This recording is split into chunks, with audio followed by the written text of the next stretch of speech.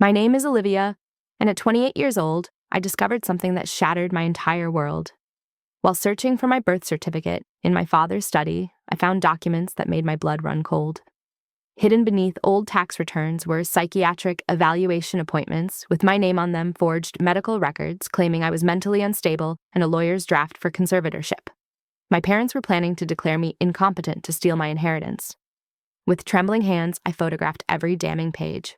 Before we dive into how I turned their trap against them, I'd love to know where you're watching from today. Are you someone who's dealt with family betrayal too? Please hit that like button and subscribe. If you want to hear more stories about overcoming deception, trust me, what my parents did next will shock you, but how I fought back will inspire you to never let anyone trap you, no matter who they are. The story really began 10 years ago when my grandmother Rose passed away. She was an incredible woman who built a real estate empire from nothing in the 70s when female developers were practically unheard of. Grandma Rose and I shared a special bond that my mother Linda never understood or perhaps resented.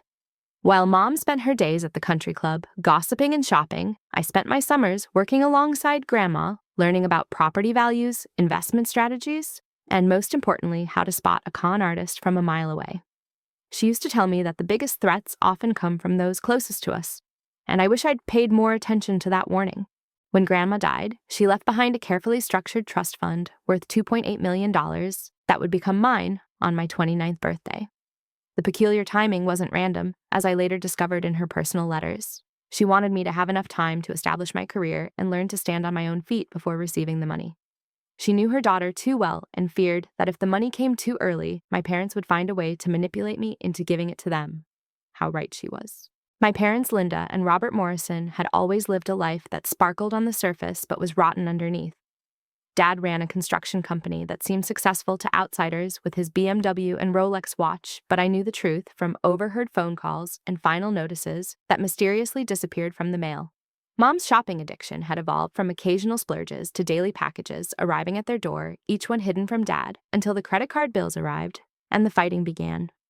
Their country club membership alone cost more than what most people paid in rent, yet they hadn't paid their dues in 6 months.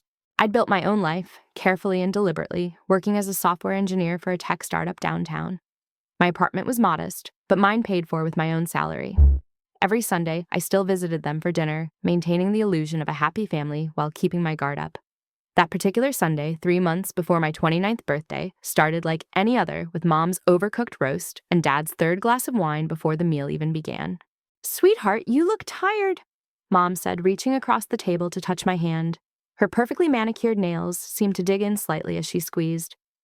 "Your father and I have been worried about you." Dad nodded eagerly, almost too eagerly. "Your mother's right, Olivia. You've been working too hard. When's the last time you took a real vacation?" I forced a smile, noting how they kept exchanging glances like actors who'd rehearsed their lines but weren't quite selling the performance. "I'm fine, really. Just busy with the new app launch." "But darling," Mom continued, her voice dripping with a concern that didn't reach her eyes, "we've noticed you've been so stressed. Sometimes you seem almost paranoid, checking your phone, constantly looking over your shoulder. It's not healthy." The word paranoid set off alarm bells in my head. In all my 28 years, my mother had never used that word to describe me. "I'm just being careful, Mom. The city can be dangerous." "Which is exactly why we think you should talk to someone," Dad interjected, refilling his wine glass. "Dr. Brennan is a family friend, excellent psychiatrist. He could help you work through this anxiety." Dr. Brennan. The name was vaguely familiar, but I couldn't place it. I pretended to consider their suggestion while mentally noting every detail of their behavior. Mom's hands trembled slightly as she cut her meat, and Dad kept checking his phone like he was waiting for an important message. "Maybe you're right," I said, finally watching their faces light up with relief. It couldn't hurt to talk to someone. The rest of the dinner passed in a blur of false concern and manufactured small talk. They walked me to my car afterward, both hugging me longer than usual, and I drove away with the distinct feeling that I'd just attended my own funeral planning. That night I couldn't sleep. Dr. Brennan's name nagged at me until I finally gave in and searched for him online at 3 a.m. What I found made my blood run cold. Dr. Harold Brennan had lost his license in Nevada 5 years ago for providing false diagnoses in exchange for kickbacks from facilities and family members seeking to control relatives' assets. He'd resurfaced in our state with a new practice, apparently rebuilding his career on the same corrupt foundation. The next morning, I called in sick to work and drove to my parents' house while they were both out. I still had my key from when I lived there, and I let myself in with a story, ready about forgetting my grandmother's ring if anyone asked. The house felt different when empty, like it was holding its breath, waiting to reveal its secrets. I started in Dad's study, the one room in the house where Mom rarely ventured. His desk was locked, but I knew where he hid the key taped under the third drawer, just like he'd done since I was a child, sneaking in to use his computer. The documents I found there changed everything. Email printouts between my parents detailed what they called Project Olivia, with a casualness that made me nauseous. They discussed my grandmother's trust like it was already theirs, dividing up how they'd spend it. Mom wanted to pay off her $170,000 in credit card debt and buy a vacation home in Florida. Dad needed $600,000 to save his failing business and pay back some dangerous people he'd borrowed from. They'd already paid Dr. Brennan $50,000 as a retainer money they'd borrowed against their house. The timeline they'd mapped out was meticulous. They needed to have me declared incompetent and themselves appointed as conservators before my 29th birthday in 12 weeks. The plan involved gradually building a case for my mental instability, starting with concerned family interventions and escalating to involuntary psychiatric holds. They'd even researched which judges were most likely to approve conservatorships and which psychiatric facilities would hold me indefinitely with the right paperwork. I photographed every page with shaking hands, making sure to capture the metadata that would prove when these emails were sent. The most chilling part was a message from Mom to Dad that said, "She trusts us. That's our biggest advantage. By the time she realizes what's happening, it'll be too late." As I prepared to leave, I heard a car in the driveway. My heart hammered as I quickly returned everything to its place and slipped out the back door, making it to my car just as Mom walked in the front. I drove away slowly, normally, even waving at Mrs. Patterson next door like nothing was wrong. But inside, I was already planning my counterattack. They wanted to trap me. They had no idea that Grandma Rose had taught me everything about spotting a con. And now I was going to use every lesson to turn their own trap against them. 2 weeks after discovering their plan, I received the invitation I'd been expecting. Mom called on a Tuesday morning, her voice pitched with fake casualness that immediately put me on alert. "Darling, we're having a little family gathering this Saturday. Nothing formal, just dinner with Aunt Martha, Uncle James, and your cousins. You know how long it's been since we've all been together." I knew this was it, their opening move. "Of course, Mom. What time should I be there?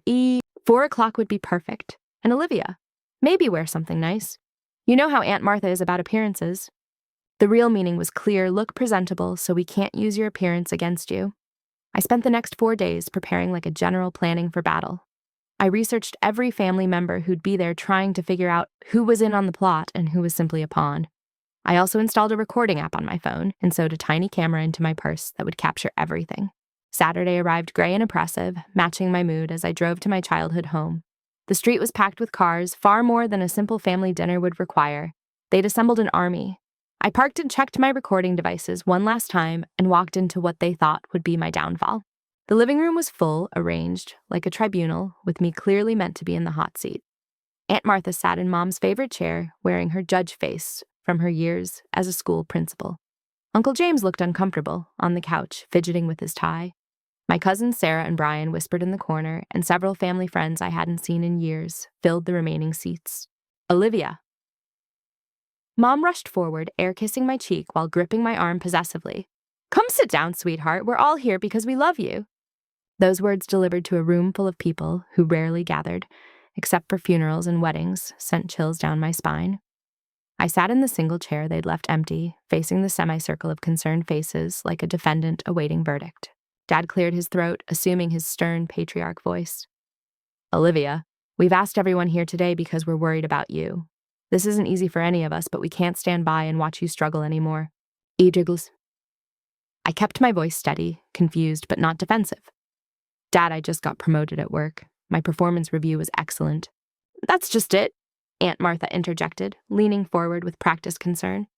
"You're working yourself to death, hiding behind your career. When's the last time you went on a date? When's the last time you did something just for fun?"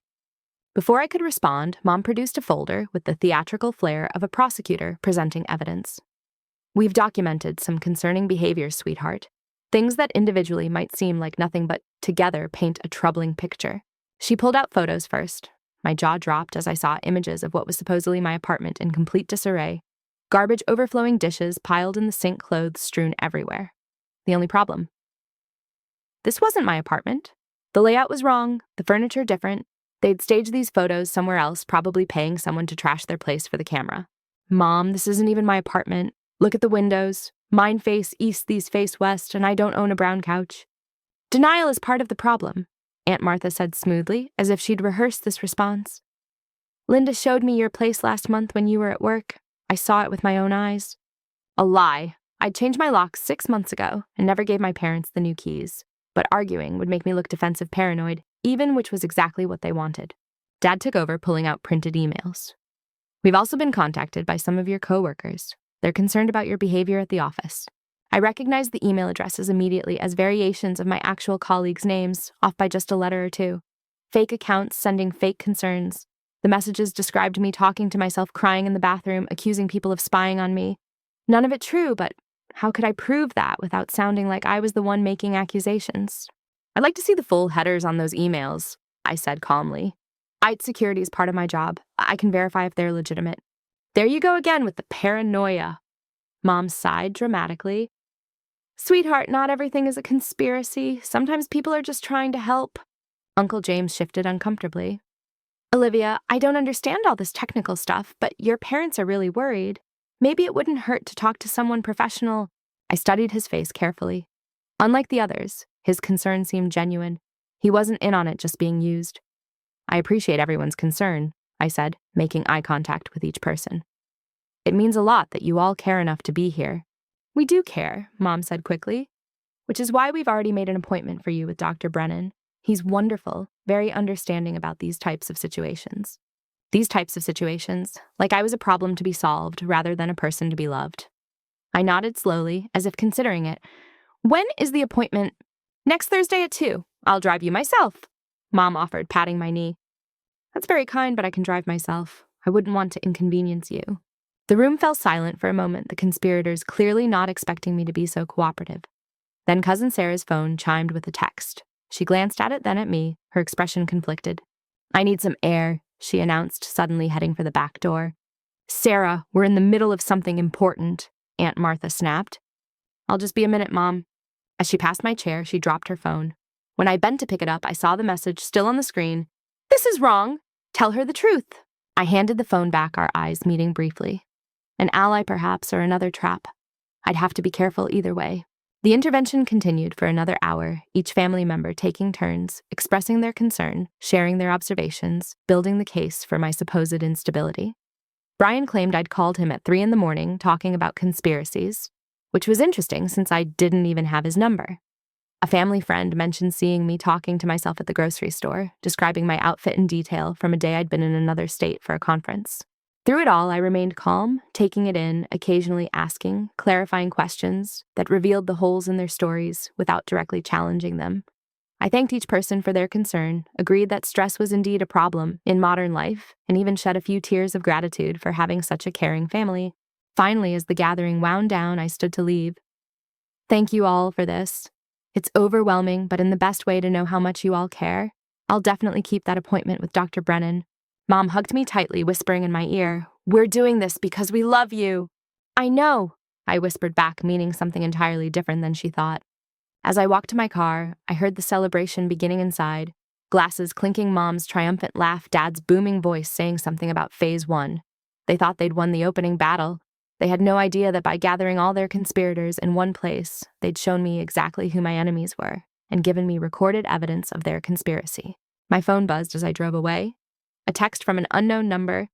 This is Sarah. We need to talk. They promised my mom money to pay for my brother's rehab if she helped. I'm sorry. Can we meet?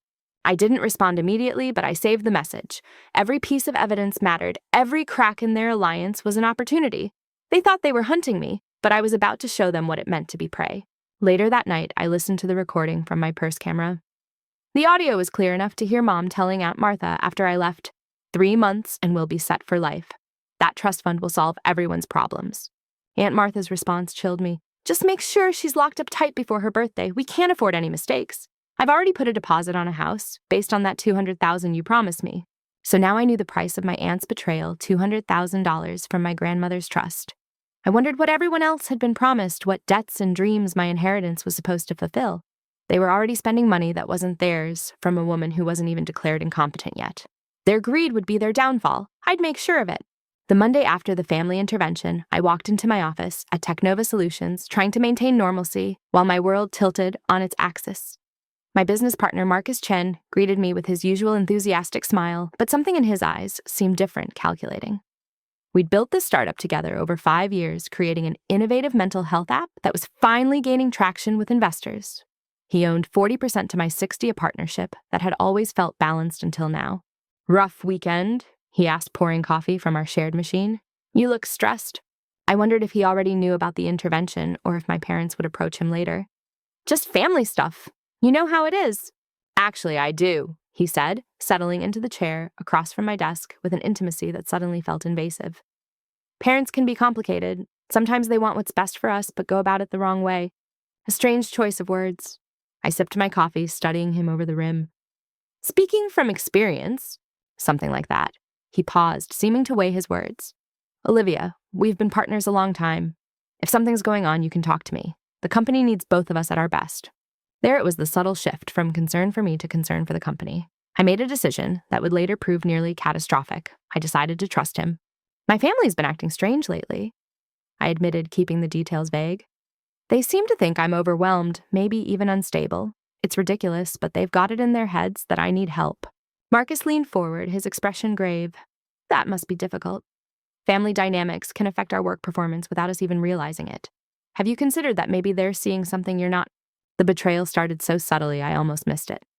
Over the next week, small things began to go wrong. First, my computer started glitching during important presentations. Files I knew I'd saved appeared corrupted or missing entirely. Emails I swore I'd sent never reached their recipients.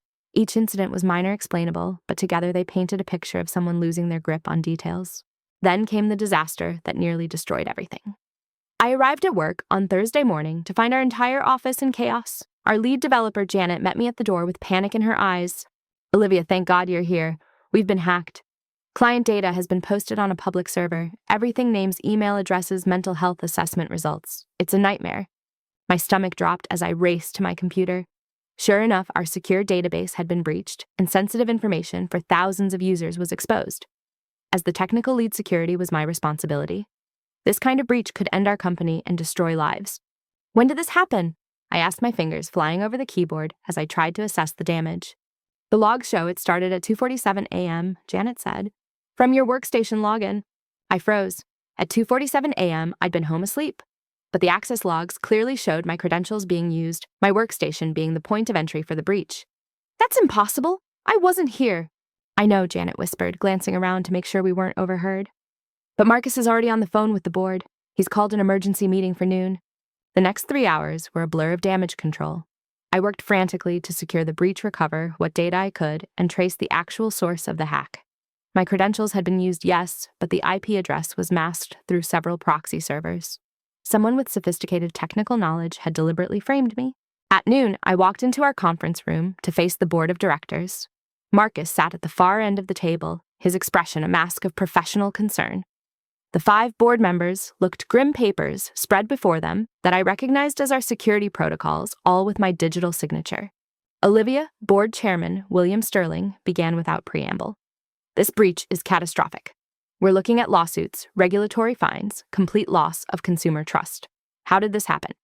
I started to explain my findings about the proxy servers and the sophisticated nature of the attack, but Marcus interrupted. "With all due respect, William, I think we need to address a larger pattern here." He produced a folder, not unlike the one my mother had wielded during the intervention. "I've been documenting concerning behaviors for the past month, hoping things would improve. But after speaking with Olivia's family, I realized the situation is more serious than I thought." My blood turned to ice. "You spoke with my family when they reached out to me last week, concerned about your mental state. At first I dismissed it, but then I started noticing things. Missed meetings, confused emails, paranoid accusations about people sabotaging your work." Every example he gave was a twist on something real.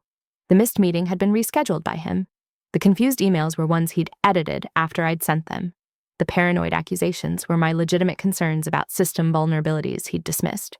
"I have here," he continued, pulling out printed emails, "correspondence between Olivia and myself, where she expresses increasingly erratic thoughts. Talk of conspiracies, claims that someone is out to get her refusal to accept responsibility for mistakes. I stared at the emails, recognizing my words, but seeing they'd been altered, sentences rearranged, context removed. Those have been edited. Check the metadata, compare them to the server originals. More paranoia. Marcus sighed heavily. William, I believe Olivia is experiencing a mental health crisis. Given our app's focus on mental wellness, we can't afford to have leadership that's struggling with these issues. Board member Patricia Huang spoke up. Olivia, these are serious allegations. The breach alone is grounds for concern, but if there's a pattern of instability, there's no pattern, I protested, hearing my voice rise and hating how it played into their narrative. Marcus and my parents are working together. They're trying to force me out before my 29th birthday because I stopped realizing how it sounded. A conspiracy between my family and business partner to steal my inheritance. Even to my own ears, it sounded like paranoid delusion. Because William prompted. It's complicated, I said weakly. Marcus shook his head sadly. I propose we place Olivia on immediate administrative leave pending a full psychological evaluation. I'm prepared to buy out her shares at fair market value to ensure the company's stability. That's generous of you, Marcus, William said, and I could see the board was already swayed. Olivia, given the circumstances, this seems like the best path forward for everyone. Wait, I said, desperate now.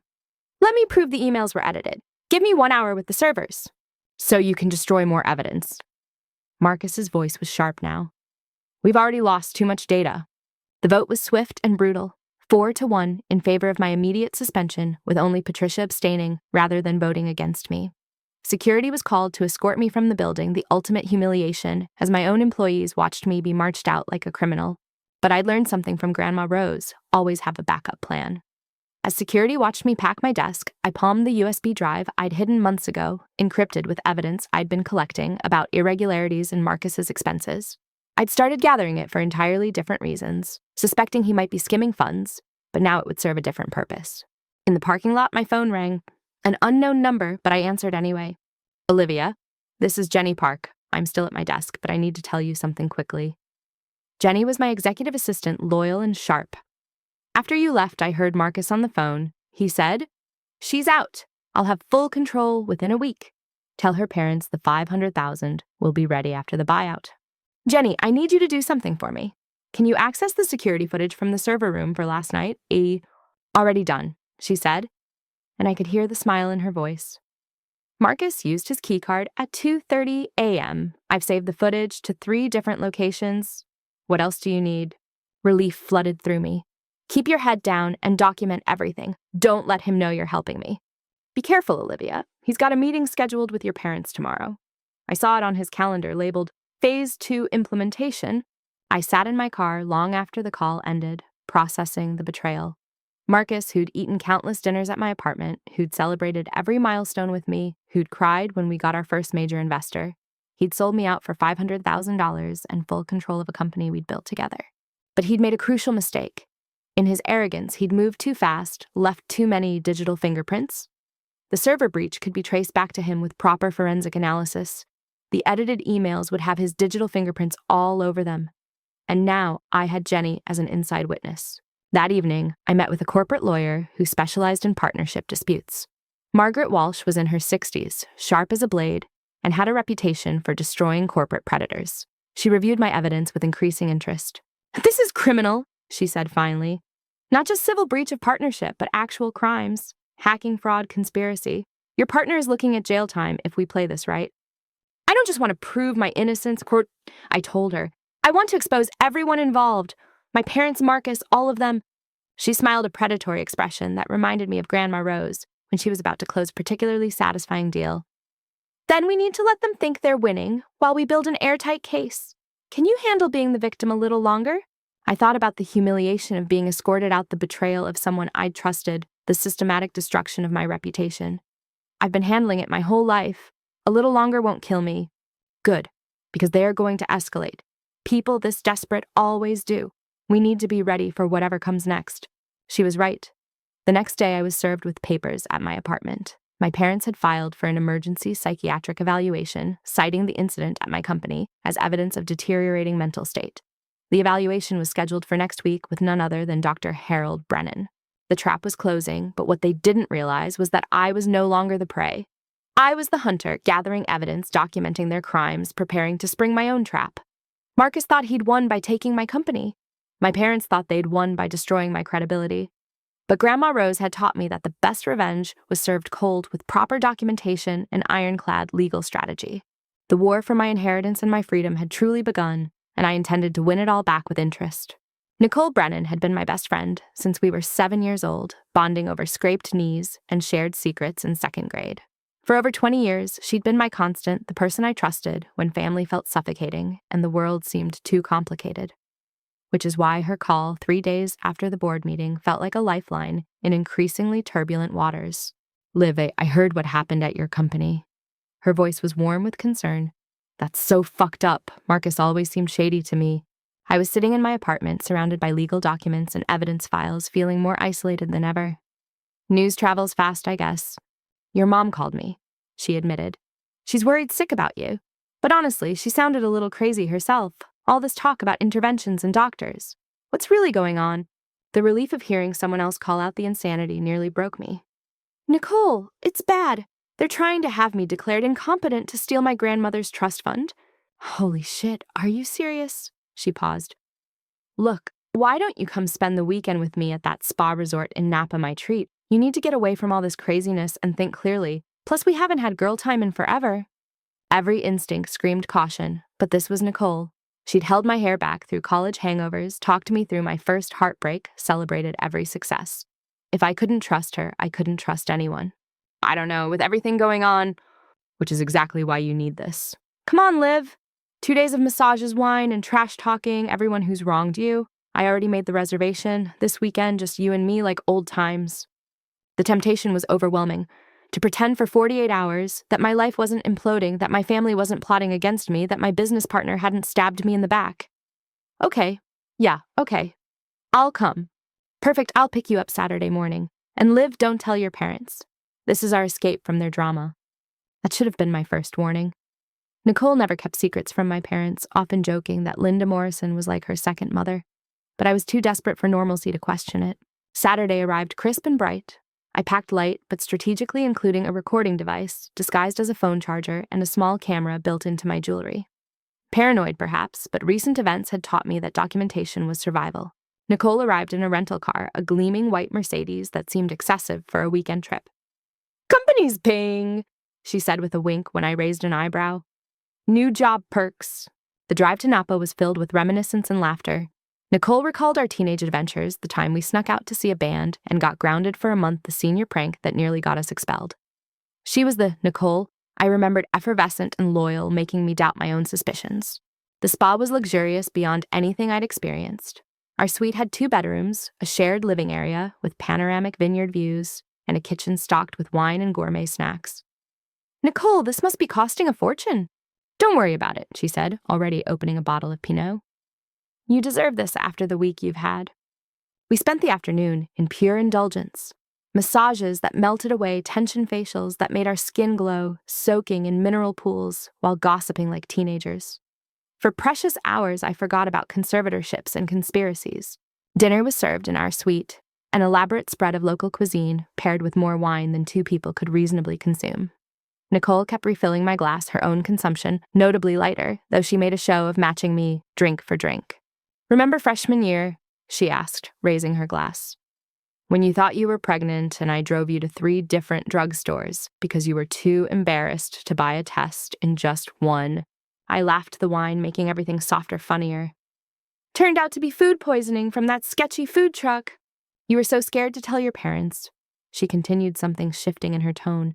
"You kept saying they'd kill you, that they'd cut you off, that they'd never forgive you. They would have," I said, feeling loose-tongued. "They had my whole life planned out. Any deviation was betrayal in their eyes." "Is that what this is about?" Nicole leaned forward, suddenly intense. "Are you acting out against them? This whole paranoia thing, is it just rebellion 20 years too late?" The words hit wrong like a discordant note in a familiar song. "I'm not acting out, Nicole. They're literally trying to steal my inheritance. Or are they trying to protect it, and you?" She reached for the wine bottle again, tipping it toward my glass. "Come on, one more toast. To the truth, whatever that is." I covered my glass with my hand. "I think I've had enough." "Since when do you turn down good wine?" She laughed, but it sounded forced. "Don't tell me you've become paranoid about drinking too. What do you think I'm trying to poison you?" The joke landed like ice water. I watched her face, saw the micro expression of panic before she covered it with another laugh. My hand moved to my water glass instead, but something made me pause. The surface of the water had an oily sheen barely visible in the low light. Actually, I said, standing slowly, I'm not feeling great. Maybe something from dinner. Oh, no! Nicole jumped up overly concerned. Here, let me get you some water. Fresh bottle. She practically ran to the kitchen, and I used the moment to switch our wine glasses, moving hers to my place setting. When she returned with the water, I pretended to sip it while watching her carefully. Maybe we should call it a night, I suggested. That massage really tired me out. No! The word came out sharp before she modulated her tone. I mean, it's only 9. When's the last time we had a real night together? Come on, one more drink. She lifted what she thought was her glass, taking a long sip while gesturing for me to do the same. I pretended to drink, then engaged her in conversation about her new job watching as her words began to slur slightly, her eyelids growing heavy. Within 20 minutes, she was swaying in her seat.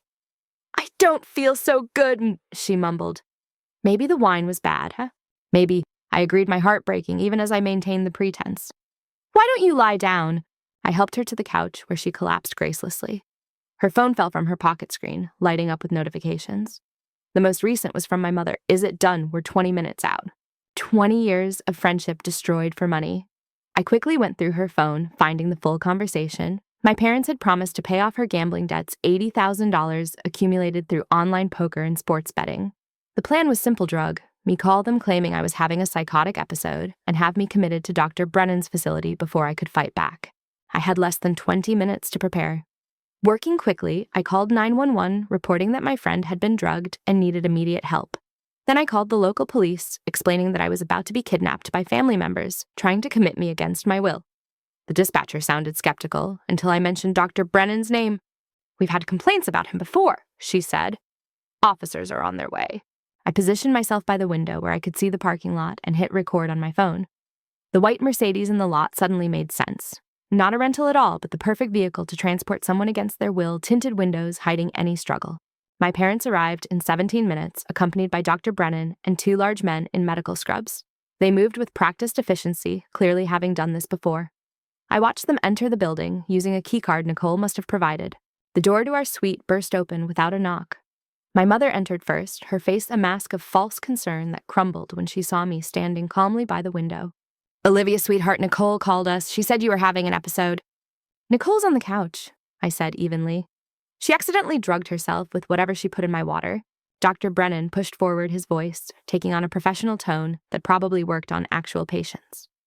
Ms. Morrison, you're clearly confused. Your friend is concerned about you. Let's get you somewhere safe where we can talk. I'm perfectly safe here, thank you. The 2 orderlies moved to flank me, but I held up my phone. I'm live streaming this. Everything you say and do is being broadcast. It was a lie, just a recording, but they hesitated. In that moment of uncertainty, police sirens wailed in the distance, growing closer. Get her in the van, my father barked. We'll deal with the rest later. The orderlies lunged forward, and I sidestepped, grateful for years of self-defense classes Grandma Rose had insisted on.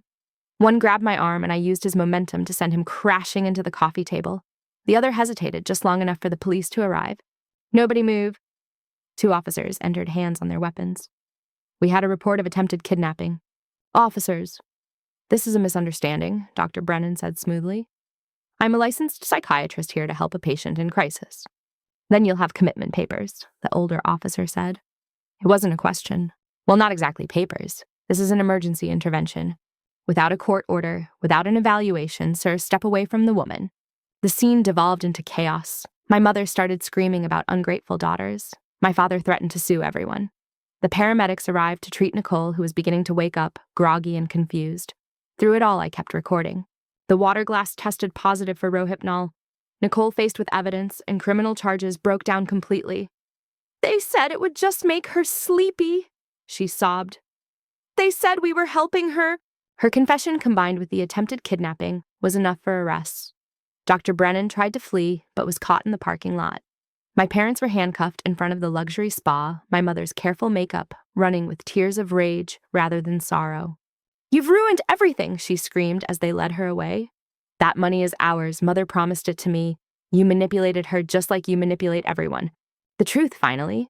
In her mind, the inheritance had always belonged to her, and I was the thief. It explained so much about our relationship, the resentment that simmered beneath maternal obligation. I spent hours at the police station giving statements, turning over evidence, building the case that would protect me from future attempts. The prosecutor, a sharp woman named Janet Chen, reviewed everything with growing excitement. "This is huge," she said. "Dr. Brennan alone, we can get him on multiple charges. Your parents for conspiracy, attempted kidnapping fraud, and your friend for assault with intent." She was desperate, I said quietly, thinking of the Nicole I used to know. They used her addiction against her. That's for her lawyer to argue. Right now, we need to focus on keeping you safe. I'm recommending a restraining order against all parties involved. By dawn, I was back in my apartment, exhausted but victorious. The immediate threat was neutralized, but I knew this wasn't over. My parents had resources, lawyers, connections. They'd make bail and come at me another way. But something had shifted. I was no longer reacting to their moves, but forcing them to react to mine. The hunter and hunted had switched positions, and I had the law on my side now. My phone buzzed with a text from Marcus. "Saw the news. Your parents were just trying to help you. The board might reconsider if you get treatment." I almost laughed. He had no idea his conspirators were in jail, that his careful plan was unraveling. Let him think he was still winning. His turn would come soon enough. I poured myself a glass of clean, safe water and raised it to the sunrise. "Thank you, Grandma Rose," I whispered, "for teaching me to trust my instincts and document everything." The war wasn't over, but I'd won my first major battle, and I was just getting started. The arrest of my parents and Nicole created a brief respite, but I knew it wouldn't last. Within 48 hours, they'd made bail, and their expensive lawyer was already spinning the narrative. According to him, they were concerned family members, trying to help a daughter in crisis who'd violently resisted their intervention. The fact that I'd tricked poor Nicole into drugging herself only proved my dangerous paranoia. But while they regrouped, I'd been building an alliance. The first recruit came unexpectedly when Cousin Sarah showed up at my apartment 3 days after the spot incident. "I can't do this anymore," she said without preamble when I opened the door. "What they're doing is evil, and I want to help stop it." I studied her carefully, remembering her dropped phone at the intervention. "Why should I trust you?" She pulled out her phone, showing me text after text from my mother. "Because I've been documenting everything since that horrible family meeting. Look at this." The messages were damning, my mother discussing payment schedules for various family members' strategies to discredit me, even jokes about how they'd spend Olivia's money once they had control. One message stood out. "Robert's embezzlement is getting harder to hide. We need that trust money before his partner finds out." Embezzlement. I kept my voice neutral. "Your dad's been stealing from his construction company for 2 years. His partner, Tom Bradley, has no idea. He's been using the money to pay off gambling debts and maintain their lifestyle." Sarah scrolled to another conversation. "And your mom.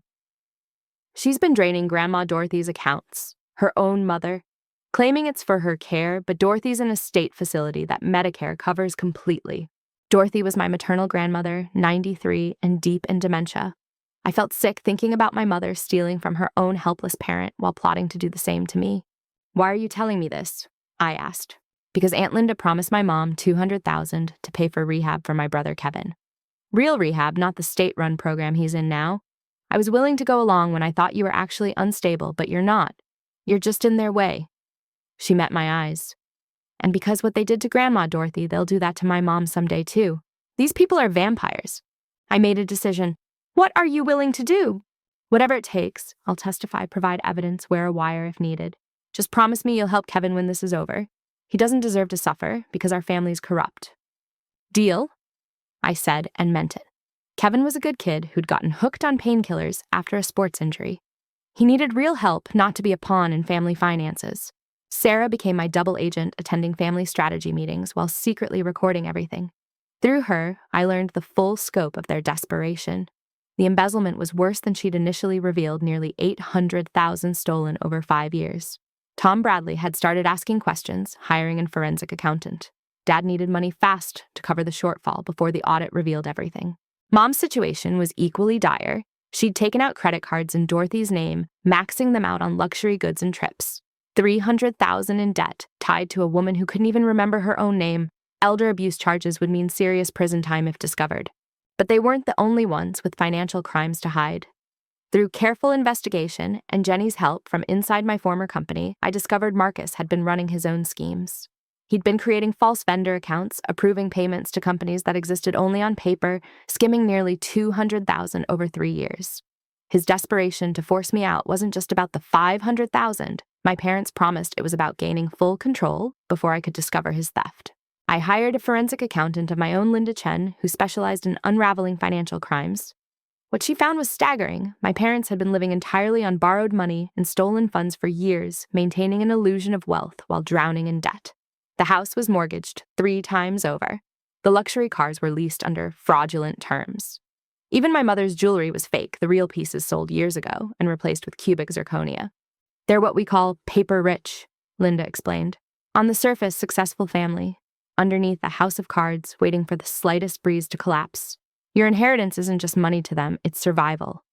Armed with this information, I worked with my lawyer, Margaret Walsh, and prosecutor Janet Chen to set the final trap.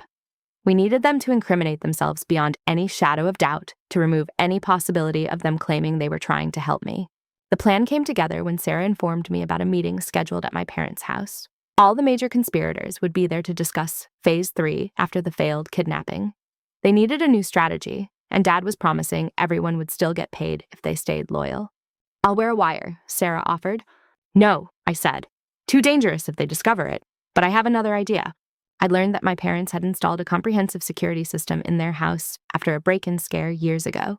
What they didn't know was that the system could be accessed remotely if you had the right credentials, which their perpetually stoned installer had happily provided for $1,000 cash. The night of the meeting, I sat in my apartment with Margaret, Janet, and 2 FBI agents who joined the case after evidence of interstate fraud emerged. We watched the live feed as conspirators gathered in my parents' living room. The attendees were a who's who of betrayal. My parents' Aunt Martha, Dr. Brennan, out on bail, Marcus, and several others I didn't recognize. Nicole was notably absent, already cooperating with prosecutors in exchange for a reduced sentence. "Ladies and gentlemen," my father began, standing before them like a general addressing troops. "We've hit a setback, but the war isn't over. Olivia's birthday is in 6 weeks. We need her declared incompetent before then." "How?" Aunt Martha demanded. "She's got restraining orders against half of us." "We use the nuclear option," Mom said. "We've fabricated enough evidence to have her arrested for corporate espionage. Marcus has agreed to testify that she stole company secrets and sold them to competitors. Once she's in custody, Harold can perform an emergency evaluation." Dr. Brennan nodded eagerly. "I can have commitment papers ready within hours of her arrest. My facility is prepared for a long-term stay." "What about the money?" someone asked. "My bills won't wait for legal proceedings." Dad pulled out a spreadsheet. "Everyone gets paid from the trust. Martha, your $200,000, Harold another $150 on top of what we've already paid. Marcus, your $500,000 as promised. There's enough for everyone."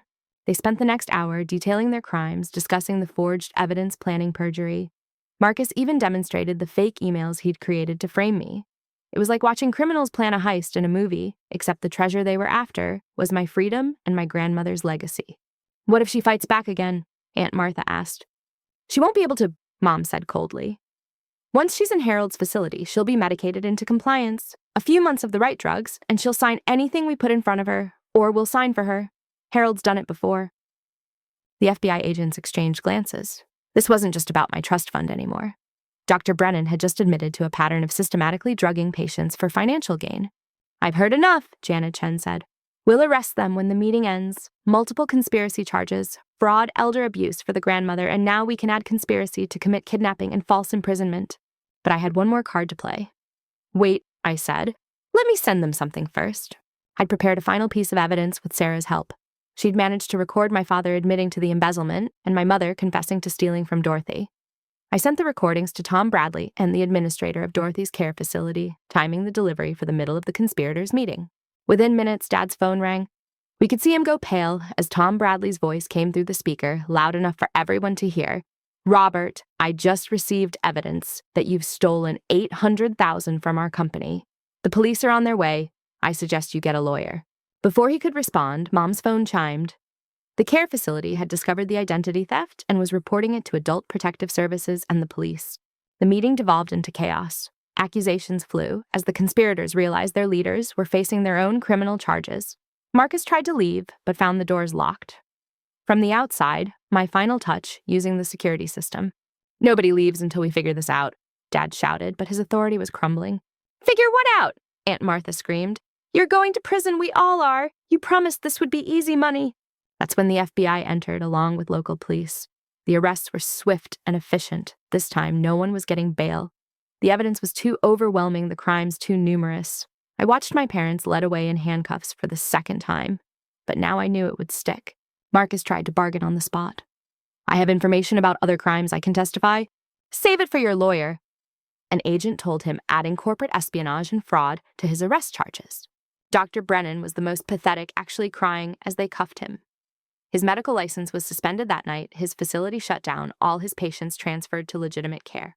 The next morning, I sat in my lawyer's office as we tallied the damage to the conspiracy. 17 arrests, total charges ranging from fraud to elder abuse to attempted kidnapping. The district attorney was calling it one of the largest family fraud conspiracies they'd ever seen. Your parents are looking at serious time, Margaret told me. Your father, with the embezzlement and fraud, probably 8 to 10 years. Your mother with the elder abuse, 6 to 8. The others will get less, but everyone's doing some time. I thought I'd feel victorious, but mostly I felt empty. This was my family, the people who were supposed to love and protect me. Instead, they'd seen me as nothing more than an ATM, a problem to be solved, so they could access money that was never theirs. What about restitution? I asked. Your parents' assets will be liquidated to pay back their victims. Tom Bradley gets first claim for the embezzlement. Dorothy's estate will be made whole. You can file a civil suit for damages as well. I don't want their money, I said. I just wanted them to stop. Margaret smiled gently. You did the right thing. They would have destroyed you to feed their greed. Your grandmother would be proud. 3 weeks later, I received a call from Cousin Sarah. I wanted you to know Kevin got accepted to a private rehab facility in Malibu. It's one of the best in the country. I'm glad, Peace, I said, having anonymously paid for his treatment. He deserves a real chance. Olivia, she paused. I'm sorry for everything. Our family is so broken. Maybe, I admitted, but we don't have to be. We can choose differently. As my 29th birthday approached, the trust fund that had caused so much pain would finally be mine. But I'd already learned its most valuable lesson: money reveals character, it doesn't create it. My parents had shown their true selves, willing to destroy their own daughter for wealth. I'd shown mine too, fighting not for money but for freedom and justice. The trap they'd set for me had snapped shut on them instead, exactly as Grandma Rose would have planned it. The federal courthouse in downtown San Francisco was a monument to justice, all marble and mahogany, designed to intimidate. 6 months after the arrests, I sat in the gallery watching as the conspiracy that nearly destroyed my life finally faced judgment. The courtroom was packed with reporters, victims of my parents' various schemes, and curious onlookers, drawn by the sensational nature of the case. I'd chosen my outfit carefully on this day that would determine everything. A simple black dress that Grandma Rose had bought me for my college graduation paired with her pearl necklace. I wanted her presence felt in this room where her daughter would finally answer for decades of greed and betrayal. The prosecutor, Janet Chen, had warned me this would be difficult to watch. Your parents have hired Nathan Crawford, she'd told me. He's the best defense attorney money can buy. Well, money they don't have, but somehow they're paying him. I suspected I knew how. The family home, the one asset not yet frozen, had been quietly listed for sale. Even facing ruin, they were spending everything on one last gamble to escape justice. All rise, the bailiff announced. The Honorable Judge Catherine Martinez presiding. Judge Martinez was known for her no-nonsense approach and particular hatred of financial crimes against family members. Janet had smiled when we'd learned she'd be presiding. My parents entered from different doors, no longer allowed contact due to charges they'd conspired together. Dad looked gaunt, his expensive suit hanging loose on a frame that had lost 30 pounds. Mom appeared to have aged a decade, her usually perfect hair showing gray roots, her makeup unable to hide the deep lines etched by stress. Neither looked at me. They hadn't since the arrest. We're here for the matter of United States versus Robert Morrison, Linda Morrison, et al. Judge Martinez began. Multiple counts of conspiracy fraud, attempted kidnapping, and elder abuse. How did the defendants plead? One by one, my former family members and conspirators stood to enter pleas. Most had already made deals pleading guilty in exchange for testimony and reduced sentences. But my parents, Marcus and Dr. Brennan, maintained their innocence, forcing this trial. Nathan Crawford rose his $1,000 suit and silver hair, projecting confidence. Your Honor, my clients have been the victims of a carefully orchestrated campaign by a troubled young woman seeking to steal her family's rightful inheritance. I felt the courtroom's eyes turn to me, some sympathetic, others curious. I kept my face neutral, my hands folded calmly in my lap. Show no emotion, Margaret had advised. Let the evidence speak. My clients, Crawford continued, are loving parents who watched their daughter descend into paranoia and instability. every action they took was motivated by concern for her welfare. They sought medical help, staged interventions, tried everything to save their child from herself. It was a masterful performance, and I could see some jury members looking troubled. The narrative of concerned parents and ungrateful daughter was powerful, familiar. Then Janet Chen stood for the prosecution, and I remembered why she had a 94% conviction rate. Ladies and gentlemen of the jury, she began clicking a remote that brought up the first exhibit on the courtroom screens. This is an email from Linda Morrison to her sister Martha, dated 3 months before any supposed signs of instability in Olivia Morrison. I quote, "The trust money is our only way out. We'll need to move fast once we have control. I've already picked out properties in Costa Rica." The email continued with detailed plans for fleeing the country with my inheritance. Crawford objected, calling it inadmissible, but Judge Martinez had already ruled on pretrial motions. The evidence stood. Janet continued relentlessly. Financial records showing my parents' crushing debt. Forged medical documents with Dr. Brennan's signature. The recorded conversations from the night of their final meeting, each conspirator's voice, clearly identifying them as they planned crimes. "I call Sarah Patterson to the stand," Janet announced. My cousin took the witness box, visibly nervous but determined. She testified for 2 hours, detailing every meeting, every promise, every threat. She'd brought receipts literally including canceled checks my parents had written to various conspirators, drawn on accounts they knew would bounce once their scheme succeeded. "Mrs. Morrison promised us the money was rightfully theirs," Sarah testified. "She said Olivia had manipulated her grandmother, that the trust was meant for them all along, but then I saw how they talked about her when she wasn't there, like she wasn't their daughter at all, just an obstacle." Crawford's cross-examination was brutal, painting Sarah as a greedy cousin who turned on family for money. But she held firm, even producing a recording of my mother offering to increase her payment if she'd lie about my mental state. The prosecution then called a parade of witnesses. Tom Bradley testified about discovering the embezzlement, showing records of how my father had systematically stolen from their company for years. The administrator of Grandma Dorothy's care facility detailed the elder abuse, the credit cards opened in a dementia patient's name, the systematic draining of accounts meant for her care. "Mrs. Dorothy Palmer is 93 years old, the administrator said, voice shaking with anger. "She doesn't recognize her own daughter, and that daughter stole $300,000 from her, leaving her with nothing if the state facility ever loses funding." Then came Dr. Brennan's former patients, 3 brave souls who'd agreed to testify about their experiences. Each told the same story: family members who'd paid Brennan to have them committed medications that left them unable to think clearly, months or years, lost to unnecessary institutionalization while their assets were drained. "He told me I was sick," one woman testified, tears streaming down her face. "Made me believe it. By the time I realized what was happening, my husband had sold our house, emptied our accounts, and disappeared. Dr. Brennan got 10% of everything." Crawford fought back during the defense phase, calling character witnesses who painted my parents as pillars of the community, but Janet was ready with bankruptcy filings, tax liens, and a string of unpaid debts that showed the pillars were made of sand. Then Crawford made a crucial mistake. He called my mother to testify.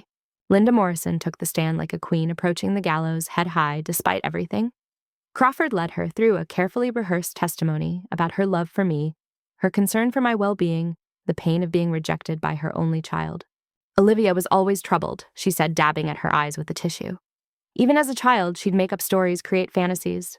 We tried so hard to help her." It was almost convincing. Then Janet began cross-examination. "Mrs. Morrison, you testified that Olivia was troubled as a child. Can you provide any documentation of this: therapy records, school counselor reports?" "Well, we didn't believe in making a fuss." "I see. So no evidence. Tell me, when did you first learn about your mother-in-law's trust fund for Olivia?" Mom hesitated. "I don't recall exactly." Janet produced a document. "This is a letter you wrote to Rose Morrison 15 years ago, demanding she change the trust beneficiary to you. You called your daughter, and I quote, an ungrateful brat who doesn't deserve a penny. Do you remember writing this?" The mask slipped. For just a moment, rage flashed across my mother's face. "That woman poisoned Olivia against me from birth. She had no right to cut me out. Cut you out of money that was never yours. It should have been mine." The words exploded from her before Crawford could object. "I was her daughter-in-law. I gave her a grandchild. That money belonged to the family, not just to Olivia." The courtroom went silent. Even Crawford looked defeated as my mother realized what she'd just admitted. "No further questions," Janet said quietly. Dad's testimony went no better. Faced with evidence of his embezzlement, he tried to claim it was just borrowing against future profits. When shown the forged documents, he insisted everyone in construction did it. By the time he left the stand, even his own lawyer looked disgusted. Marcus Chen made the fatal error of trying to appear remorseful. "I never meant for things to go so far," he testified. "The Morrisons convinced me Olivia was unstable, that I was helping her by taking control of the company." Janet destroyed him with his own emails, showing he'd been planning to force me out months before my parents contacted him. His theft from our company was systematic, predating any supposed mental health concerns. Then came the moment I dreaded and anticipated in equal measure. Janet called me to testify. I walked to the witness stand, on steady legs, placed my hand on the Bible, and swore to tell the truth. The first questions were simple, establishing facts about the trust, my relationship with my grandmother, my career success. "Tell us about discovering the conspiracy," Janet prompted gently. I described finding the documents, the slow realization that my parents were planning to destroy me for money. I kept my voice level factual, letting the horror of it speak for itself. "How did you feel when you realized your parents were behind this?" I looked at them for the first time since entering the courtroom. Mom stared at the table. Dad met my eyes briefly, then looked away. "Like I was mourning a death," I said honestly. The death of the parents I thought I had, the family I believed in. They were never real, just roles they played while waiting for their payday. Crawford's cross-examination tried to paint me as cold, calculating a daughter who'd chosen money over family. I answered each question, simply directly refusing to be baited. "You had your own parents arrested?" he accused. "What kind of daughter does that?" "The kind whose parents tried to have her kidnapped and drugged," I replied. "The kind who watched them steal from a grandmother with dementia. The kind who refused to be their victim. You could have helped them with their financial troubles. You're about to inherit millions." "They never asked," I said, and it was true. In all their planning, all their schemes, they never once simply asked if I'd help. They went straight to theft. The trial continued for 3 weeks. Witness after witness, document after document, the conspiracy was laid bare. The jury saw it all, the greed, the betrayal, the complete absence of genuine parental concern. In his closing argument, Crawford made one last attempt to humanize my parents. "These are people who lost their way," he pleaded. "Desperate people who made terrible choices but never stopped loving their daughter." Janet's closing was surgical in its precision. Love doesn't drug. Love doesn't kidnap. Love doesn't steal. The defendants didn't lose their way. They chose their way, and that way led directly through the destruction of their own child. The jury deliberated for just 6 hours. As they filed back in, I gripped Margaret's hand, my heart hammering. On the count of conspiracy to commit fraud, we find the defendant, Linda Morrison, guilty. On the count of elder abuse, we find the defendant, Linda Morrison, guilty. On the count of conspiracy to commit kidnapping, we find the defendant, Linda Morrison, guilty. The litany continued through all charges, all defendants. Guilty, guilty, guilty. Mom swayed in her chair. Dad put his head in his hands. Marcus stared at the ceiling as if seeking divine intervention. Dr. Brennan simply looked defeated. Judge Martinez scheduled sentencing for the following month, but revoked bail for all defendants. Given the severity of the crimes and their previous attempts to flee, I find the defendants pose a significant flight risk. As court officers prepared to lead them away, Mom suddenly turned to me. "You killed us," she hissed loud enough for everyone to hear. "You killed your own parents for money." Dad joined in, his composure finally cracking. "We gave you everything we raised. You loved you, and this is how you repay us. You're no daughter of mine." The outburst continued as they were dragged from the courtroom, their masks finally completely off. The jury members who'd remained to watch looked appalled. Even Crawford distanced himself from his clients. I sat in the empty courtroom afterward, processing what had just happened. My parents would spend years in prison. The people who'd given me life had tried to destroy it, and I'd sent them away for it. Margaret sat beside me. "You did the right thing," she said softly. "I know," I replied. And I did know. They'd made their choices long before I'd made mine. They'd chosen greed over love, money over family. All I'd done was refuse to be their victim. Outside the courthouse, reporters waited with questions I wasn't ready to answer. But as I walked past them into the San Francisco sunshine, I felt something I hadn't experienced in years, genuine freedom. The trust would be mine, in a month, on my 29th birthday, just as Grandma Rose had planned. But I'd already received her greatest gift, the strength to stand up to anyone who tried to trap me, even if they called themselves family. 3 months after the trial, on a foggy San Francisco morning, I stood before Grandma Rose's grave with a bouquet of yellow roses, her favorites. The headstone was simple, elegant, just like her. Rose Morrison, 1935, Liu 15. She built more than buildings. "We won, Grandma," I said quietly, arranging the flowers. "They're all in prison now. Dad got 8 years, Mom got 6. The others got less, but everyone who tried to steal what you left me is paying for it. I'd attended the sentencing, watching as Judge Martinez delivered justice with unflinching precision. My mother had wept, my father had raged, but the judge remained unmoved. "You betrayed the most sacred trust that exists," she'd told them. "The trust between parent and child. Your sentences reflect the severity of that betrayal." The financial settlements had been equally decisive. Tom Bradley recovered most of what my father stole through the forced sale of my parents' assets. Grandma Dorothy's estate was made whole, her care secured for whatever time she had left. The other victims received restitution as well, though for most it was pennies on the dollar after the lawyers took their fees. I'd received my inheritance on my 29th birthday alone in my apartment with a cup of tea and Grandma Rose's photo. $2.8 million, the fortune that had cost me my family. But as I looked at the balance, I realized it had also saved me. Without the money as bait, I might never have discovered the true nature of the people who raised me. My phone buzzed with a text from Sarah. "Kevin's 90 days clean today. He wanted me to thank you again." I smiled, thinking of my cousin's brother, thriving in rehab, finally getting the help he needed. I'd kept my promise to Sarah, paying for his treatment anonymously through a foundation I'd established. She didn't know I'd also paid for her to go back to school, the bills mysteriously marked "paid in full" when she went to register. "That's what family does," I said to Grandma's grave. Real family, not the blood-related strangers who tried to destroy me. A year had passed since that terrible discovery in my father's office. In that time, I'd rebuilt everything they'd tried to tear down. My company had thrived once Marcus was removed with Jenny as my new partner. We'd pivoted our mental health app to include resources for people dealing with family financial abuse, a sadly underserved market. I'd also started therapy with Dr. Patricia Jung, a legitimate psychiatrist who specialized in family trauma. "What you experienced was profound betrayal," she'd told me in one of our early sessions.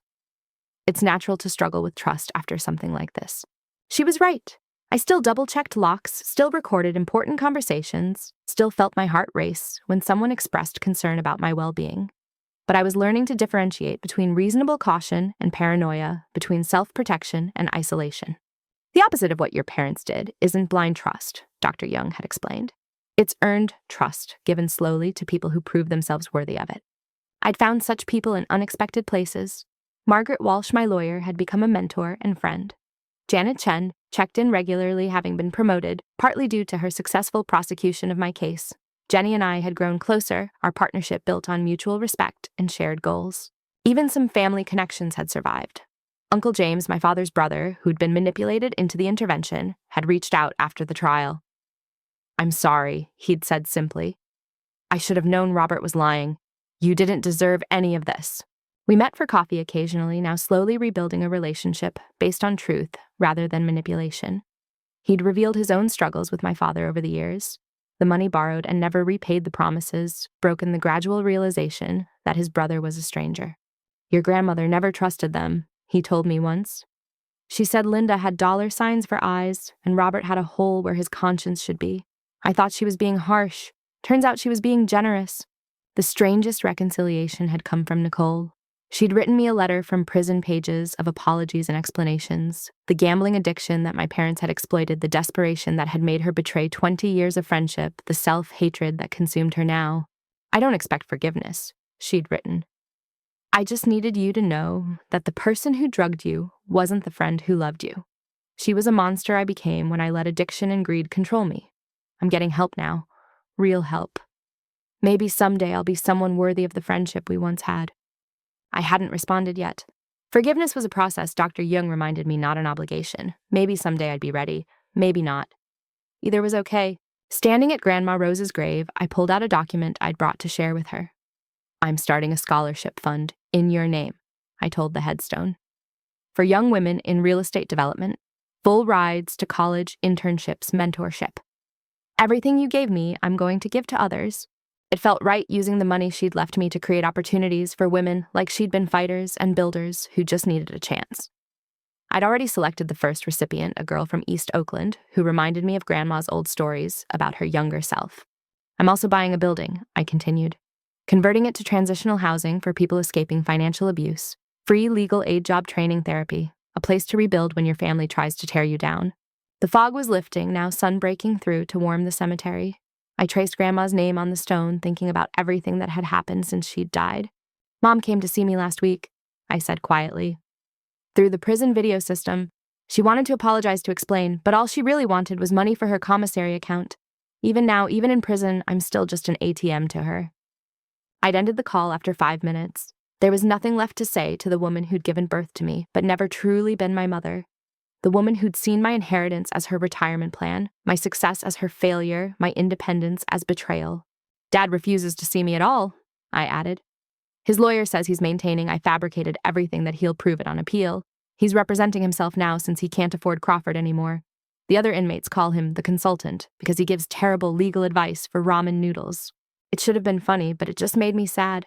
He'd spend the next 8 years insisting he was innocent, blaming everyone but himself, learning nothing. He'd emerge bitter and broken, still convinced the world owed him something. But you know what the strangest part is? I asked the grave. I'm happy. Actually, genuinely happy. I have real friends, meaningful work, a purpose beyond myself. Everything they tried to steal, I've built stronger. My phone rang Jenny's name on the screen. Sorry to interrupt your visit, she said when I answered. But we just got the numbers from the latest app update. We've helped over 10,000 people identify financial abuse in their families. 10,000, Olivia. I smiled, thinking of all those people recognizing the warning signs, protecting themselves before it was too late. Grandma would have loved that, I said. Also, Jenny continued, there's someone here who wants to thank you in person, says you saved her life. Should I schedule a meeting? Sure, I agreed. These meetings were becoming common people who'd used our resources to escape their own family traps. Each story reminded me I wasn't alone, that what happened to me happened to others every day. After ending the call, I stood to leave, but first I had one more thing to say. I finally understand why you set up the trust the way you did, I told Grandma Rose. It wasn't about keeping the money from them. It was about making sure I was strong enough to fight when they came for it. You knew they would. You probably knew everything they were capable of. But you also knew I had your strength in me. Thank you for believing in me when my own parents didn't.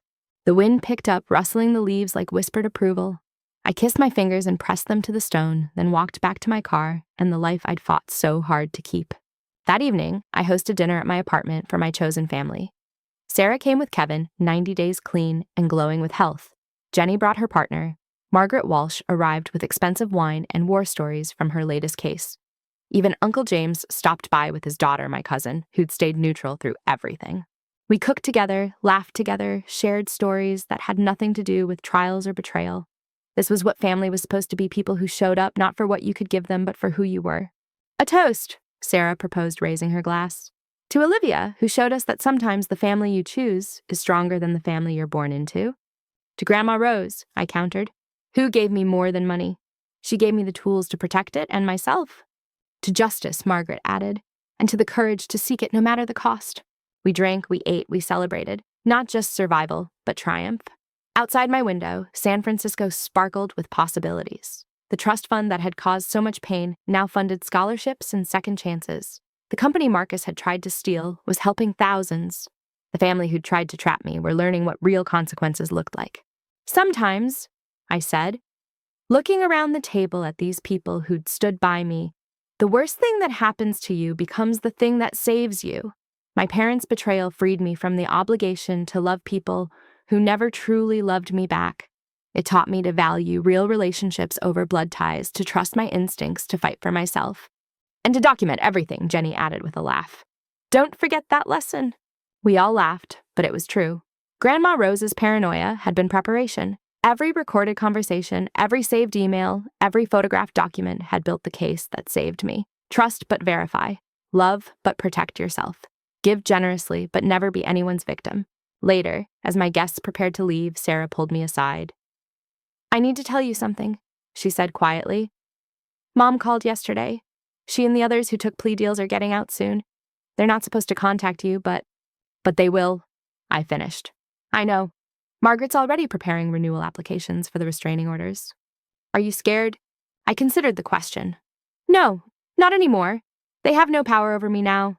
No money to hire lawyers, no reputation to trade on, no allies left. They're just sad, broke people who destroyed their own lives chasing money that was never theirs. Sarah hugged me tightly. You're the strongest person I know, she whispered. After everyone left, I stood on my balcony looking out at the city lights. Somewhere out there, my parents sat in their separate cells, probably still plotting, still blaming everyone but themselves. But their reach couldn't touch me anymore. My phone buzzed with an email notification. The subject line made me smile. Rose Morrison Memorial Scholarship. First recipient selected. I opened it to find a photo of a young woman, 19 years old, standing in front of a construction site. Her essay talked about growing up in poverty, discovering a love for building, dreaming of creating affordable housing for families like hers. She reminded me so much of Grandma Rose, it took my breath away. Thank you for this opportunity, her essay concluded. I promise to use this chance to build something that matters, just like Mrs. Morrison did. I wiped away tears I hadn't realized were falling. This was Grandma's true legacy, not the money that had torn my family apart, but the opportunities it could create when used with wisdom and generosity. I protected what you built, Grandma Rose, I whispered to the night sky. Not just the money, but the values behind it. Hard work, integrity, lifting others up. The family you birthed might have failed, but the family of spirit you're creating through me will last generations. Inside, I opened my laptop and began writing the welcome letter to our first scholarship recipient. As I typed, I felt Grandma Rose's presence, approving proud, reminding me that the best revenge against those who try to tear you down is to build something beautiful from the rubble they leave behind. Sometimes the family you're born into isn't the family you're meant to keep. That's not a tragedy. It's a liberation, a chance to choose your own tribe, to create your own legacy, to become the person you were always meant to be. Grandmother knew that. She saved me even after death, not with money, but with the strength to fight for myself and the wisdom to know who was worth fighting for. Real love protects. It doesn't trap. And now I understood why she'd trusted me and not them. Because she knew I'd use her gift, not to hide from the world, but to make it better, one saved life at a time. Have you ever faced betrayal from those closest to you? How did you find the strength to stand up for yourself? I'd love to hear your stories of resilience in the comments below. If this story resonated with you, please hit that like button and subscribe for more content about overcoming family dysfunction and finding your chosen tribe. And if you know someone who needs to hear that they're not alone in dealing with toxic family, please share this video with them. Together, we can break the cycle of family financial abuse and build something better. Thank you for listening to my story, and remember, you are stronger than any trap they set for you.